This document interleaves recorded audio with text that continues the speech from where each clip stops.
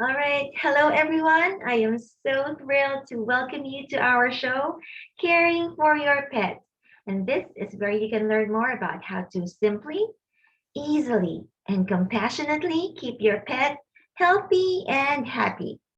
My name is Berns Galang or Berns Berry, your host for the show. And if you like horses and if you're interested in having one, I think we have something very, very special for you. Because today we're going to be talking about how horses can help in overcoming trauma. And along with that, we'll also talk about how art and mindfulness can be used in healing. And so with us today is our guest, Sally Hand. Now, let me tell you a little something about Sally. She is a licensed counselor, an art therapist, an equine psychotherapist, and a CEO at the Heart and Hand Center. And she helps people of all ages to overcome the effects of trauma, abuse, depression, and PTSD. And what's interesting is that she uses creativity and her amazing horses as her co therapists in her therapy sessions. She loves incorporating relationship with horses, creativity, and mind body awareness to find healing, hope, and happiness. And so, without further ado, let's all welcome Sally Hand. Hi, Sally. Hi, Burns. I'm so happy to be on your show today. Thank you. I'm so thrilled to have you with us here. And yeah, first off, I really want to know, can you share with us your story on how you develop a passion for horses? Sure. When I was a little girl, my father decided when I was 5 or maybe 6 years old to get horses for our family, for myself, for him, and my sister. And I took riding lessons, English, Western, but I just really loved riding bareback. When I was a teenager, I found that going through the difficulty of just what was going on in the world, with my parents also not getting along and heading for divorce, my riding my horse was very soothing and helpful to me. Eventually, when I got to be an adult and was looking at a career, I just felt horses had been so helpful to me that somehow it would be helpful to use that in my work as a counselor, helping people, kids, adults, people of all ages recover from things like divorce, war, trauma. So I started looking for a way to do that, and that's when I came upon equine psychotherapy.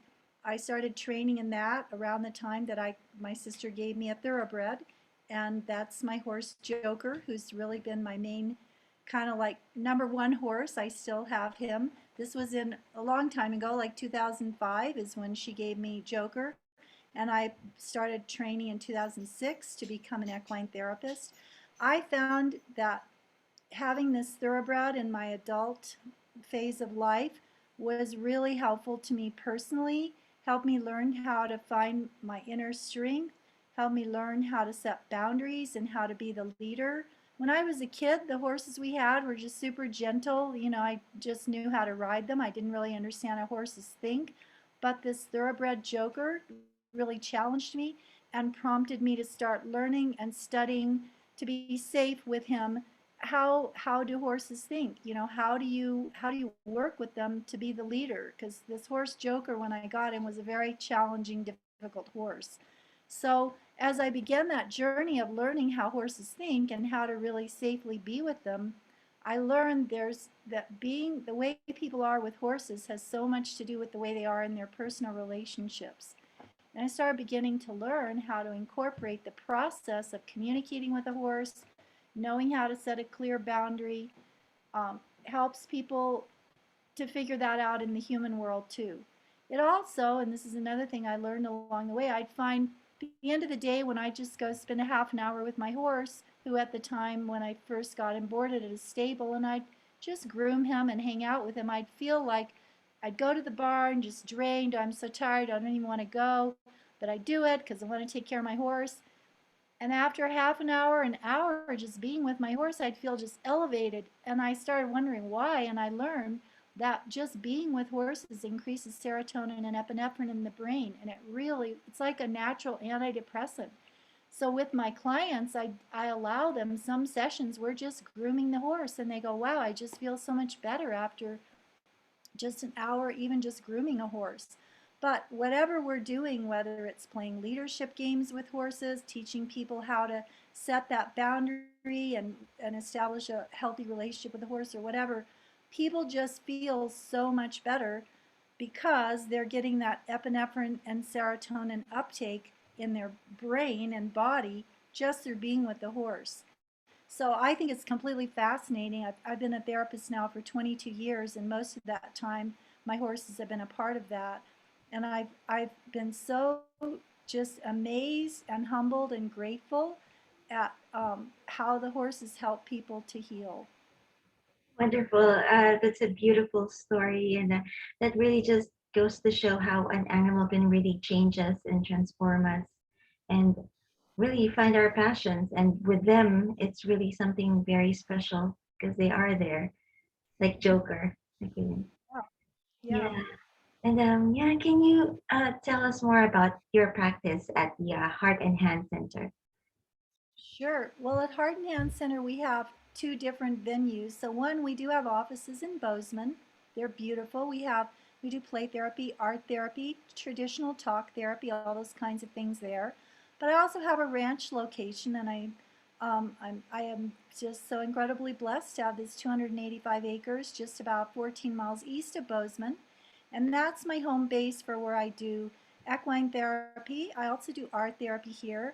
I do live here, but I also have it's a big property. So at my barn, round pen, all that is where clients come, where we do both individual sessions as well as in months between June and October when the weather permits. We do day camps and retreats. We have a teepee set up in this place where there's just this amazing view and picnic tables, and so that's we when people come for our day camps and retreats, we start at the barn with equine leadership, learning how to lower your head, lower the horse's head, and release stress, and move the horse's feet to be the leader. Just a lot of things like that. Grooming the horses. Then we go with the horses up to our teepee site where we do drumming in the teepee and art therapy and more things with horses. A lot of mindfulness. I teach people how to visualize what their goals are, as well as address what their painful things are and release that through doing art therapy. Um, and we do a lot of goal setting and visioning, help people to see that it's just like with a horse. If you start and you are afraid of horses and go into a panic attack around them, or the horse gets in your space, and you can learn how to have a fantastic relationship with a horse by using small incremental steps and learning how to think like the horse, how to change your behavior, how to set a boundary to achieve the goal of having a wonderful, safe relationship with a horse. It's that way with many things in life. If somebody's in a bad relationship, they can change that by addressing what the problem is and then looking at what the small incremental steps are that need to happen to improve or change that. So that's sort of in a nutshell what we do. We talk things over, do our therapy, work with the horses, go hiking, do yoga, meditation, all those kinds of things. Wow, the way you talk about it, that makes me want to go there too, go to your art sessions, and yeah, which brings me to ask, what's your approach? Because when you also meet people's emotions, and how do you help them get better at handling that? Well, really, Burns, everybody is an individual. So where I start with Okay. people, first they're going to call our office or email because either they're having a relationship problem, or either the adult or children. People call for their children. Their children perhaps are anxious or depressed. They've been worried about COVID. They've had a family member die or a pet die, or they're not getting along in school. They're getting detention. They're teenagers. They might be using substances or having an eating disorder. So that would be the presenting problem. And then I like to look at, and I think it's very important. My approach is really called psychoanalytic. So I want to hear the person's whole story, because if a child is dealing with anxiety, often there was something much earlier in life that wasn't understood and attended to, and that's causing the current anxiety or depression. Eating disorders, things like this, acute depression, relationship problems, they almost all have a prior life experience that was never properly dealt with. So I first listen to the whole story, and then I go, okay, well, in view of what you've told me, I think what we need to do, if it's a really an issue with boundaries or trauma, I'm going to say, I think working with the horses and maybe doing some art therapy would really help. So with art therapy, there's many different ways we use that. Sometimes it's just really soothing to have a person do meditation with their eyes closed and some deep breathing, kind of some mindfulness, and then make a mandala circle and put into that circle whatever images come to mind. And then we talk about what the meaning of that looks like. So it gives people a lot of insight into understanding themselves better when they see their inner world put out on paper. And it can be scribbling, it can be art therapy is not about art class or doing great art. It's just a box of crayons, watercolors, simple things, getting our inner world to the outside. When it comes to trauma, um, I have learned and I'm trained and certified in treating trauma therapy using art therapy. So that's about helping people to shift their memory. When we remember an experience, either traumatic or not, we remember with the video camera like inside our head looking out. Like you'll remember today looking at your screen with my face, and I'll remember primarily looking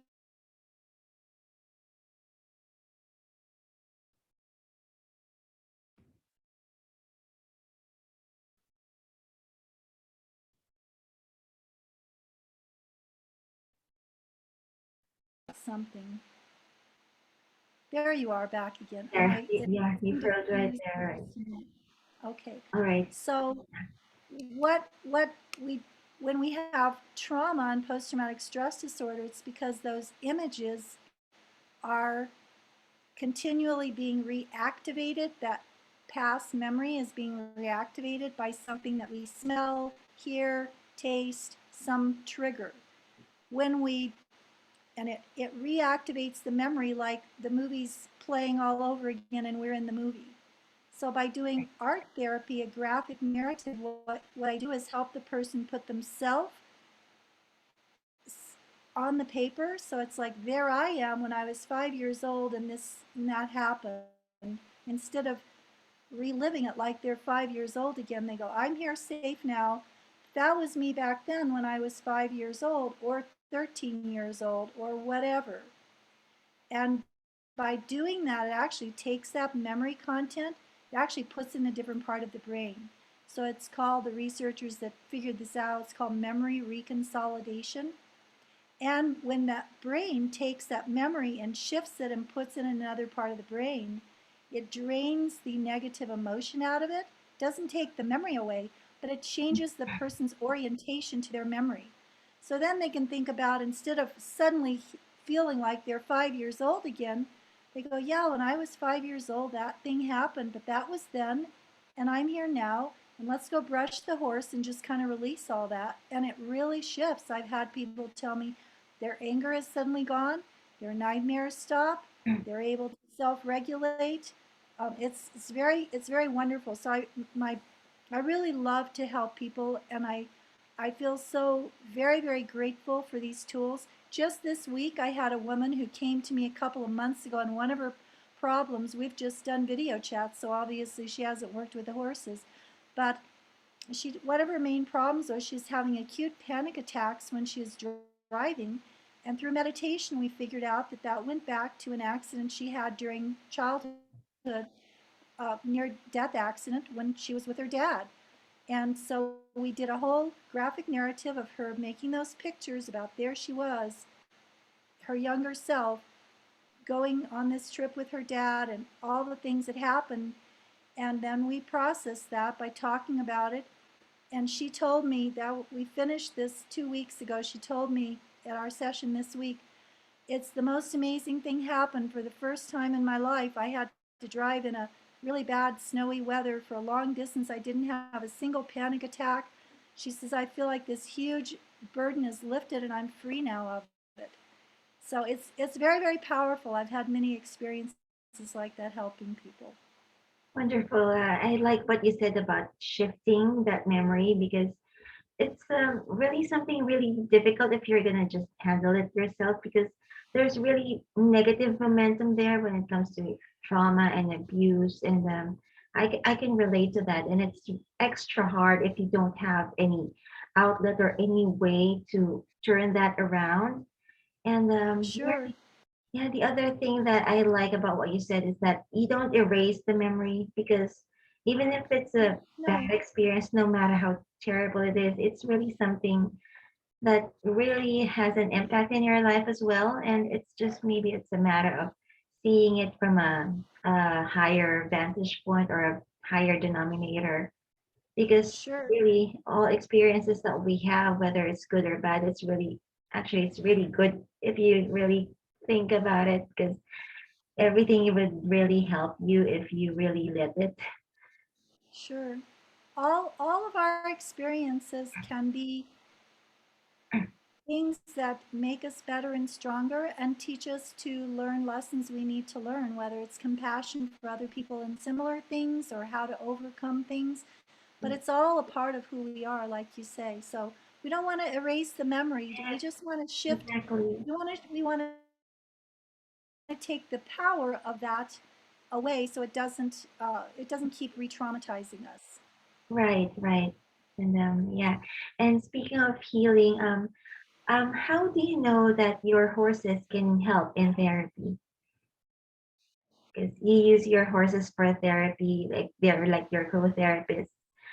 Do you have like a certain training for them that they need to undergo so they can help in the therapy work? No, the horses know their job intuitively. They don't Oh, have to be right. trained. I had to be trained as the human to Yeah, know how to relate to the horse and how to bring that to the client. No, any horse could become a therapy horse as long as the human working with the horse knows how to engage the horse. So for if you want me to describe to you where I would start with a horse an equine session, I can do that. mhm, So where what I would start with when the person says, "Oh yes, I want to do equine therapy," it's okay. Let's first talk about how horses think. A horse is a herd animal.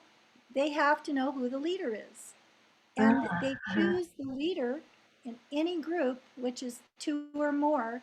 They choose the leader by getting the other to move their feet.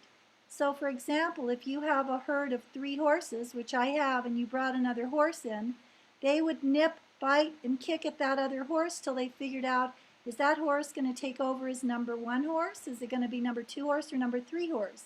And they would figure that out, and then everybody's happy. They're not being mean. They just have to know who the leader is. Because the leader's job in a horse community is to keep the herd safe. It's a very, very important thing. It's not like, yay, I'm the leader.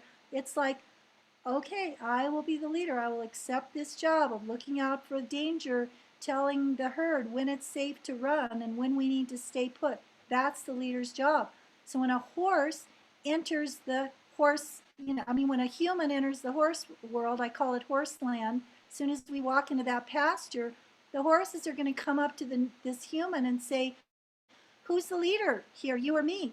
And they're going to do that by putting their noses up.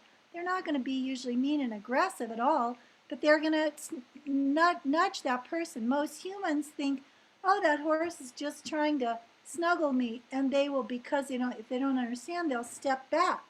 By doing that, they've just said to the horse, I'm not the leader, you are. So where I start with people is saying, when you first approach the horse, you need to use your body, which is like using your hands or some implement to get the horse to back up a little bit, to move away, to stay out of your space. You need to, that's how you communicate to the horse, I'm the leader, not you. Then the horse feels more safe and relaxed. They go, like this.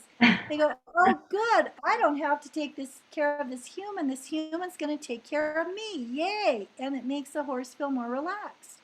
So if the human doesn't know how to do that, it actually makes the horse kind of anxious because they don't really know this human and they have to figure out what that human's place is in the herd.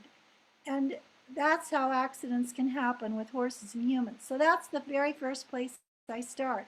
Then I say, okay, you don't know this horse very well. It doesn't know you. You've moved the feet a little bit. You're beginning to establish to the horse that you're going to be the leader. So now lower the horse's head. So I have people bend down, lower the horse's head, and take deep breaths, releasing their stress into the earth and connecting their mind and their spirit with the horse's spirit. This is super important. It helps people feel relaxed and empowered, helps the horse feel safe. That's the beginning of a total transformation with the relationship. Then I teach people how to play a series of 7 games that replicate the games horses play with each other. So we have the yo-yo game where the human gets the horse to back up and come back and forth using, just communication tools. We have the porcupine game where and I got all these games from, I want to give credit where credit's due to Pat Pirelli. So those are his terms that I learned from him. So porcupine game is where you take your fingers or an implement and you go like this to the horse, get the horse to move back. Then you can use what we call a carrot stick, which is a stick with a string on it. Some people would call it a whip. We don't call it a whip because it's not a punishment device. And by using that to guide the horse, we get the horse to do circles, play the circle game, the sideways game where you get the horse to move sideways. It's all these different games. And by doing those games, every time the human um, plays the game successfully, they're communicating to the horse at a deeper, deeper level. Oh, good, this human is safe. Then eventually they can take the lead rope off, no halter, no lead rope. Where they walk, the horse will follow. When they stop, the horse stops. They can walk in a circle, horse will just follow them in a circle. It's so cool. And so what I teach people with equine therapy and in my day camps and retreats, I do this. The goal is to get that relationship with the horse so clear that that horse will do whatever you want him to do with no talking, no touching, no halters, just because you've established that relationship.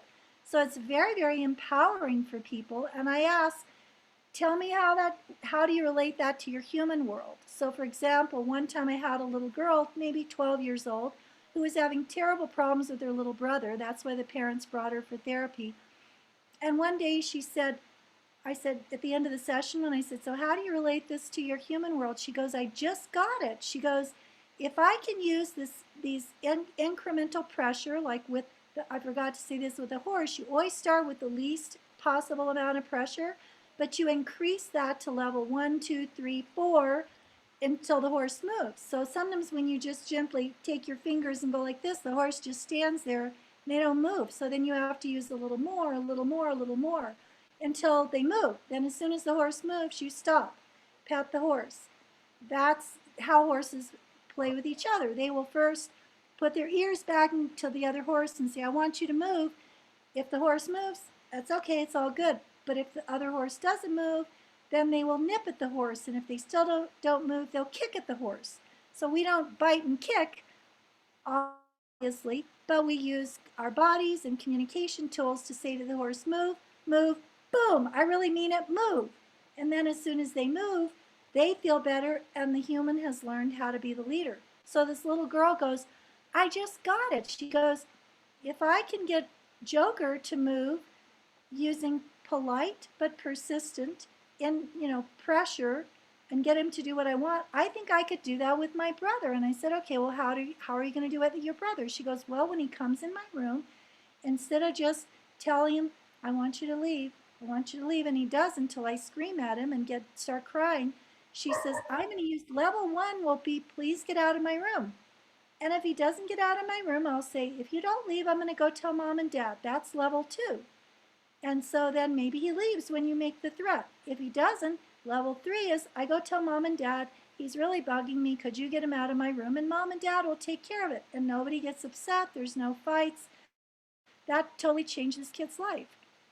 Because then she also started translating that into relationships at school. When kids would go over her boundaries and she wouldn't know what to do, she learned how to say, could you please stay out of my space? Or, please do this. And if you don't, I'll talk to the teacher. And with people that come with relationship issues. A lot of women come for therapy because they're partnered with people. Often it's men and women, but not always. It can be whatever combination. So their partner, they come for therapy often because their partner is violating their boundaries, and they get frustrated until they blow up, but they don't know how to set a boundary clearly and communicate that clearly in a respectful, calm way. So when they learn that with the horse, they learn how to do that in human relationships also. It's very transformational. Wow. I'm that blows my mind, and it's yeah, it's wonderful to know. It's fascinating how the dynamics there goes, and I guess it's really just about the balance uh, Mm-hmm.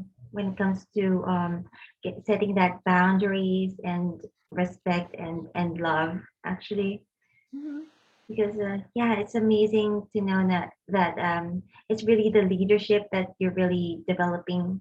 Mm-hmm. And That's yeah, it's great that you mentioned that, because I'm also curious, and I actually want to ask if horses really do mirror human emotions and behavior. Well, they do, and I have three horses, as I've mentioned, and they're all very different. I have my thoroughbred Joker, I have a quarter horse named Hotshot, and then I have an Arab mare named Felina. So their personalities are all very different. And Hotshot is the one he's the boldest. He's the one who's gonna push the most on your boundaries and challenge you most. My little mare Felina is the one who's going to go, I'm happy for you to be the leader. I'll do anything you want. It takes very little to get her to move her feet. Joker, it kind of depends on the human. So when people come, I always have them do a deep breathing and meditation while we're observing the horses. And then I say, okay, I want you to go and say hello to each horse. And just pick the horse that you feel kind of drawn to, and that's the one we'll put a halter on, and start teaching you these games and how to be the leader. So I found that people who have the most problem with boundaries almost always choose hotshot. Ah, People who have the most anxiety, who just are sort of timid in their lives, almost always will pick Felina. But not always. I mean, there's definitely, other things that play into that. But so that's been very interesting through the years to watch. I often can predict before they pick which one they're going to pick because I've just learned how to read people, and that's I've seen it work consistently so many times. Sometimes I'm surprised, but not too often. Um, beautiful. Oh, yeah, that's very interesting. we start with letting the person kind of pick which horse they feel is going to be the right one for them, and then we start talking to them about how the horses think, what it means to the horse. People that have problems with boundaries, either too much or too little, will often, when I say, you need to get the horse to move, and that sometimes takes a little whack with a lead rope. And they'll go, oh, but I don't want to hurt the horse. So I have to say, it doesn't hurt the horse. As a matter of fact, Yeah. the horse will feel better if you establish that boundary. We're not beating the horse. We're just, if they don't move with please move, it's whack. I really mean move, and then they move, but they feel better because they go, oh good, you're really gonna make me move. With each other, if one of them is establishing leadership and they have to nip at the other, the one who got nipped doesn't get mad or get their feelings hurt. They go, oh good, okay, you won, you're the leader now, I don't have to be the leader anymore, and they're just all best friends. Wow, I like that, establishing leadership in that way, and it's really, it just makes it so much fun, and there's enrichment there, right? Mm-hmm. And one of the things I've learned is, we all tend to anthropomorphize, which means we tend to think like if the horses are nipping at each other, people think, oh, why are these horses mad at each other? So they're not mad at each other. That's just horse language for establishing who the leader is. So I have to, in equine therapy, I do a lot of teaching people to not project their own interpretations on the horses, but learn how to think in their language, and that also applies in human relationships. We have to learn not to assume that what we say to another person means to that person the same thing as it means to us. Right. Just like with humans and horses, to be effective, you have to learn to speak the horse's language. Yeah. So it's really just a matter of you extending yourself and just putting yourself in the other's position. Correct. Yeah, Hmm. wonderful. It's empathy at a different level as well. Correct. All right. And yeah, I'm curious. You also have a therapy cat, Edward. I saw him in the pictures. I have Yeah. four cats who all act as therapy cats. So at the barn, Oh, I have Elf and Mojo. I actually, when I first got Edward, he lived at my barn, and he was definitely my barn therapy cat. But he figured out that I had this house about 2/10 of a mile away, and so he now lives at my house. Um, but he participates in therapy sessions, and I sent you some pictures of yes. Edward likes to go hiking with us. He purrs very loudly when he goes to the uh, barn. People just love Edward because he's very friendly and it's very soothing to people to have Edward there. very much. I mean, just the cat's fur is really very soothing in itself. It's just like pure vibration. Yes. Yeah. And yeah, we've talked about creativity earlier, but I just really want to go a little bit deep with that. And yeah, I just want to ask, how important is it to use art and creativity for healing? Well, it's very important for some people, but not for everyone, Okay. because there are definitely some people, they really just need somebody to talk with and talk through their problems and get some cognitive restructuring and just abilities to think different just through talking it over. But if somebody has had trauma, and most people have, just talking about it is not going to work. Mm-hmm. Sometimes it makes it worse. And the reason is if the oversimplification of the human brain is right brain, left brain. It's really much more complicated than that, but basically we have what's called our left brain is where we have cognitive process, our ability to comprehend science, analytical thought, make good decisions, and verbal skills are also then that part of the brain. Then you have your other part of your brain, your emotional or right brain, which is where all of our Mm-hmm. emotions are, our sensory data, dreams, intuition, in between the right and left brain, so to speak, there's what's called the corpus callosum with millions of neurological pathways. And when we go into a hyperarousal state of trauma, the left brain goes offline, the right brain goes into hyperarousal. Now, right brain is where our emotions and our creativity both are. So, when we're in a right brain place and we have anxiety and fear, that gets stuck there with the sensory data that reminds us of that experience. But the left brain is offline. So, for example, if somebody's been in war and they've seen people die with gunshot, the sound of a firecracker triggers that right brain auditory memory, which is similar, firecrackers are similar to gunshot, and the person who's experienced that trauma, their left brain will disconnect and they just feel panic and fear, even though they know, well, it's just 4th of July, I'm safe here with my family. But their right brain they will start going into panic attack and feel like they're going to die. They have to just get out of there because the left brain disconnected when that memory was reactivated by the sensory data stuck in the right brain. So this causes a lot of problems. I had one of my first experiences with this was many years ago. I had a man come to me, told me he's a Vietnam veteran. I was actually his little granddaughter was my client, and he saw she had had a lot of abuse. He saw that what I was doing was helping her. He said, I wonder if maybe you can help me start therapy. I've been in talk therapy with the Veterans Administration psychiatrist for 25 years. He had a list of medication they gave him so long he had to use 2 pages to write it down. He Mm-hmm. said, it's not helping. My fifth wife is about to divorce me. I have flashbacks and nightmares every day. I get angry at just the drop of a hat. Wonder if you can help me. So I gave him a box of oil pastels. I said, just draw pictures. Show me what happened in Vietnam. Started just making pictures. Well, that was when I was there. Then we did this, and then we did that, and we talked about it.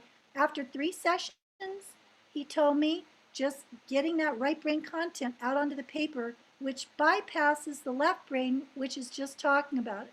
Because the left brain, when he was in Vietnam and his buddies were getting blown up in front of him, his left brain was disconnected. He was operating out of instinct and instinctual survival responses in the right brain. left brain was disconnected. So when the VA psychiatrist spent 25 years just trying to get him to talk, it wasn't helping him get better. It was just keeping him from killing himself or anybody else. So after 3 sessions of having him make these pictures, simple pictures, diagrams, and talk about it, he said the nightmare stopped, his volatility stopped. His wife came in with tears. She said, "You've saved my marriage." She goes, "He's like this calm, gentle person now." I've had other veterans that have told me the same thing. It's very hard for them to make these pictures, and often they don't believe it's going to help. But once they get to where they trust me and they do their graphic narrative, drawing the picture with crayons or whatever, it's stick figures. It's not art class. It's just simple stuff. But they make these depictions. They've gotten into their right brain, which is where all this anger and anxiety is stuck. And they've put the colors and the images on the paper. It drains that charge out of it, and the brain goes, "That was back then, but you're here now. You're safe." And it shifts. They don't get triggered anymore. Just like the lady I spoke of earlier, every time she got in a car when the weather was bad, her right brain would tell her, "You're going to die," like she almost did when she was 13 years old. Now, once we did that art therapy, she said, "I get in my car, I'm driving in a blizzard, and I'm just like, I know I'm safe. Everything's fine." She had no panic, no anxiety, because her brain drained the charge out of that memory, put in a different part of her brain. Wow, that's like a massive missing piece for me because that makes so much sense because the dynamics there between the left and the right brain. Because I can somehow relate because I had experiences in the past when I was being punished, but I remember the fear more compared to what Mm-hmm. I was supposed to be learning. Because sometimes I keep on trying to recall what was I supposed to learn that time because I don't remember actually. I remember the feeling that the terror and the fear there even more. Sure, That's what remains, and then it sure. wasn't really a very effective method of trying to discipline. So Well, they I've had other people, particularly, I have another client who has an Asian background, and sometimes Asian moms punish very, very harshly, I'm sure with good intentions, just trying to help their children be really good, but not understanding that the super harsh punishment, what remains is the punishment and the terror of it, not the lesson learned. So I right, have one of my current clients we did our therapy about what her mother would make her do, this terrible punishment. And she said, when I said to her, a little bit after that, so she said, "I'm just so much better now. My anxiety is down. I'm feeling so much better. This and that problem has gone away." I said, "What really helped you?"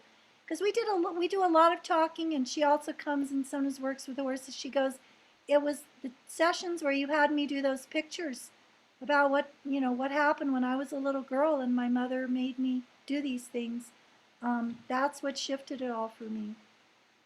right. Yeah, and of course these people really do mean well. They just have their own sets of programs, I guess. Exactly. They most parents don't mean to hurt their children, I think, that are too harsh. I think most they have good intentions, simply don't understand what it's like through the child's eyes. Yeah, exactly. And what are some of the challenges that you have faced during practice? Oh, that's a big question. Well, sometimes I am asked to be the therapist for children whose parents are divorcing, Mm, and not sometimes I have both parents are, reasonable people, and we're just trying to help the kid get through it. But sometimes I have one parent or the other who's really very, very abusive, but not willing to see it or admit it.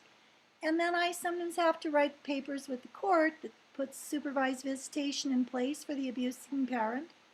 Those mhm. parents don't like me at all. And sometimes I've had these people try to get my license taken, filing complaints against me. And that's very expensive. Fortunately, I have a good attorney, and the Okay. Board of Behavioral Health has always eventually dismissed those complaints, but it's very, very stressful and difficult for me when I am just trying so hard to help a child and I'm put in the position of being a court appointed therapist, and one of the parents decides they really don't like me because I'm not saying what they want me to. So that is really hard. Seems like it. Yeah, it's really tough. But And yeah. yeah, and it's really hard also with teenagers when teenagers come for therapy, it's pretty much 100% of the time their problem is rooted in the family dynamic. I see. Sometimes the families are willing to listen, Mhm. and sometimes they're not. So when you see parents that are making the same mistakes and they're just not willing to really look at it or change, it's hard to help a child. Sometimes you have to say to a teenager, I'm just going to help you with coping skills because your parents aren't going to change and you're going to live with them until you get to be 18 or so. So we'll just, I'll be here to support you and help you get through that. But you need to accept your parents aren't willing to change. We can't do anything about it. So that's hard. Yeah, some things are really just not in your control, but if some things are in your control, then that's when you can work things around. And it's very hard also. Sometimes I'm a mandated reporter. I have to call Child Protective Services or the police. I've had to do that in the last week when I find out that an adult is hurting a child badly and it's a mandatory report. I don't like to do that, but you have to do that. You want to protect children. So it's very painful to me when I find out that adults that I'm trying to work with and their children have done some really bad things where I have to get Child Protective Services involved or the police. It's hard. I Oh, don't like that part of it. yeah, it's a really tough position to be in. But going on a lighter side, how do you feel when you get to help people overcome obstacles and trauma through your approach in healing? Well, I really feel, Berns, like my life purpose is to use the gifts that God has given me to help alleviate suffering in the world. And Mhm. so when somebody tells me what you did in that session or those sessions has totally changed my life, thank you. To me, I just feel so, there's no way to describe it. I feel like my purpose without, in that person, my relationship with that person was fulfilled. And I just feel so humbled and gratitude and so much gratitude and humility. And I just feel elated, delighted that I could have a little part in that person's healing. It's the best thing in the world. It's better than chocolate. Oh yeah, wonderful. I love what you said. And yeah, when you really get to live your passion and help people, you really get that in return without really intending to, because it's really just how it naturally goes. Mm-hmm. And yeah, this is one. This has become one of my favorite questions. How can pet owners, from your perspective, how can pet owners be the key to their pet's happiness? Well, I think, every animal is different. What a dog needs, what a cat needs is different than what a horse needs. But every pet needs to know who the leader is. They need love. They need a language they can understand. Of course, they need their basic needs met. They need companionship, but they need to know what the rules are. So, for example, with my cat Edward, when I first got him, the person I actually got him when he was 2, a friend of mine no longer could keep him.